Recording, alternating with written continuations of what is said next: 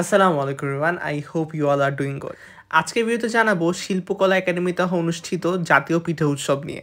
আর এই অনুষ্ঠানে আমার যাওয়ার অনেক ইচ্ছা ছিল বিকজ দেশের বিভিন্ন প্রান্তের পিঠাগুলা একই সাথে এবং একই জায়গায়। তো এটা তো মিস করাই যায় না। তো আমি আমার বন্ধুদেরকে একদম টেনে হিচড়ে এখানে নিয়ে গিয়েছিলাম। যেহেতু শিল্পকলা একাডেমি হচ্ছে সেগুনবাগিচার দিকে অবস্থিত, সো আমাদের বাসা থেকে বেশ খানিকটা দূরে। তো আমরা প্রথমে একটা রিক্সা নিয়ে টিএসসিতে যাই, টিএসসি থেকে একটু সামনে হেঁটে, বিকজ বাংলা একাডেমির ওখানে বইমেলা হচ্ছিলো, তার সামনে যে আরেকটা রিক্সা নিই ওখান থেকে আমরা সেগুনবাগিচা ডিরেক্ট চলে যাই। বাট আমি সাজেস্ট করবো আপনি যদি মেট্রো দিয়ে আসা যাওয়া করেন, আই থিঙ্ক ওটা আরও বেশি কনভিনিয়েন্ট হবে আপনাদের জন্য। আর এবার মেলাতে না এত ধরনের পিঠা, আমি মনে হয় হিসাবই ভুলে গিয়েছি যে কত ধরনের পিঠা আছে। শুধুমাত্র পিঠাও না, হাঁসের মাংস, আলুর দম, এমনকি মোমোও আছে।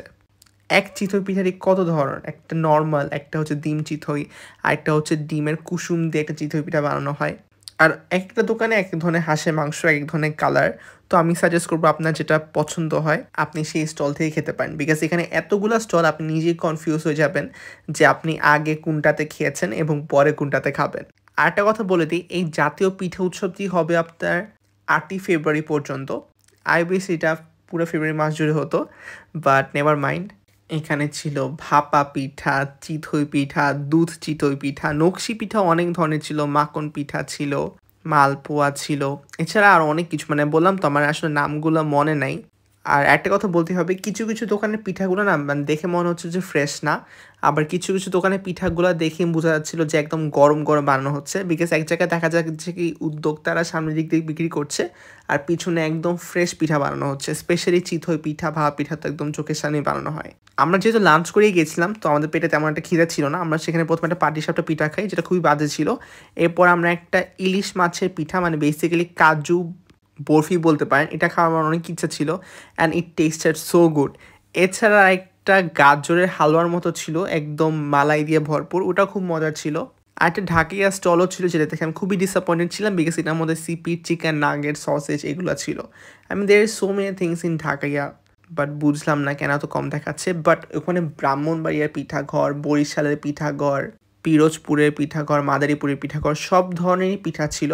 এছাড়া একটা বান্দরবনের যে মুংডি আছে সেটার একটা স্টল ছিল, বাট সেখানে এতটা বেশি ভিড় ছিল আমার সেখানে ট্রাই করা হয়নি। I really wanted to try, একটা ভিডিওতে দেখেছিলাম, বাট ভিড়ের কারণে আর কি মানে ট্রাই করাই হয় নাই। এছাড়া আরেক সাইডে তো গরম গরম পাকোড়া ভাজা হচ্ছিলই, শুধু পাকোড়াও না, চিকেন বল ছিল, আর সঙ্গে একটা চাটনি দিয়ে দেয় যেটা খেতে ভীষণ মজা লাগে।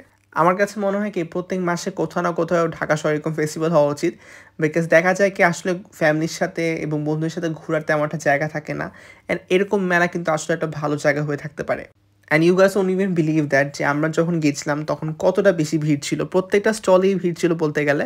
সবাই ফ্রেন্ডস এবং ফ্যামিলি নিয়ে এনজয় করছিল, আরেক সাইডে প্রোগ্রাম চলছিল, সব কিছু নিয়ে একটা জাঁকজমকপূর্ণ একটা অবস্থা ছিল।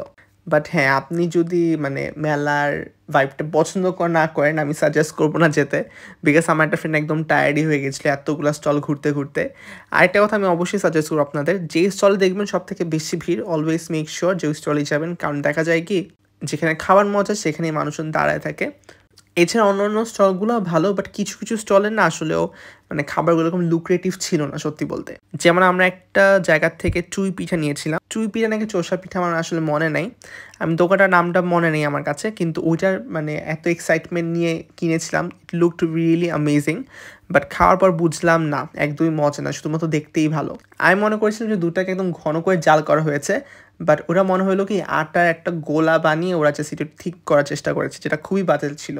সো এরকম একটা মিক্স এক্সপিরিয়েন্স ছিল আমার। আই থিঙ্ক বেশিক্ষণ থাকলে আমি আর একটু বেশি এক্সপ্লোর করতে পারতাম, যেহেতু হাসতে সময় ছিল না। সো ইয়া, বাট আমি সাজেস্ট করবো আপনার দোকানগুলো ঘুরে ঘুরে দেখবেন, তাহলে আর কি একদম সঠিক পিঠাটা যাচাই করে পারবেন। এই যে এটাই সে চোষা পিঠা, যেটা খাওয়ার পর আসলেও মানে শেষটাই আসলে বরবাদ হলো। বাট যাই হোক, ইট ওয়াজ অ্যান অ্যামেজিং এক্সপিরিয়েন্স। আপনি যদি সেগুনবাগিচার আশেপাশে থাকেন, অবশ্যই জাতীয় পিঠা উৎসবটা ভিজিট করবেন এবং অবশ্যই চেষ্টা করবেন প্রত্যেকটা উদ্যোক্তাকে সাপোর্ট করার। Till then, next time, happy eating.